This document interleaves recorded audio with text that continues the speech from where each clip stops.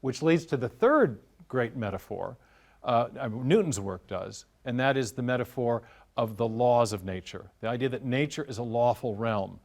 And a great historian of science, Edward Zilsel, who's investigated kind of the origin of this use of this term, has shown that applying the idea of the laws of nature to nature was unique to the period of the scientific revolution, and he says it was a juridical metaphor, a legal metaphor of theological origin. It implied that the order of nature was the product of God's constant sustaining power, as it says in Scripture. And Newton very much believed this, and believed that the lawful regularities that he described with mathematics, which were a product of God's, as one of my Cambridge supervisors put it, constant spirit action. It's God holding the universe together, and that explains the regularities that we see around us.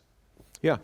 Also, the fact is, tell the folks that when Newton came out with this, it was mind-blowing even to the Christians that had these presuppositions, because they had never thought about the fact of why is the moon up there and why does it control the tides? Oh, this was the mysterious aspect of Newton's theory was called action at a distance. Because nobody could see what was holding it in. The scientists at the time thought the best types of explanations involved mechanical pushing and pulling. That was the clock metaphor.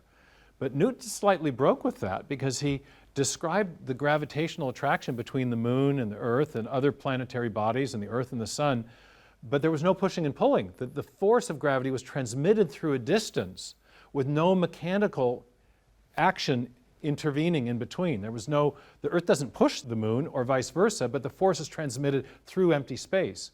So how does that happen? And this was greatly mysterious. Newton publicly said, hypothesis non fingo in the Latin, which is to say, I don't feign to know the cause. But privately, he acknowledged that what he thought was that this action at a distance was actually a manifestation not of a material cause, but of an immaterial cause, that is the Spirit of God holding the universe together by the word of His power, as it says in the New Testament.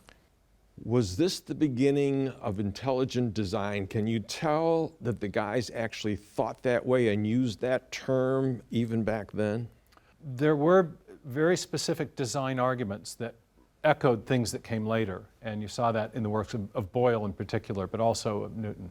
In our next program, we're going to actually be talking more about what they did, but the fact is there's also going to become a break, and three guys were responsible, at least, Darwin, Marx, and Freud.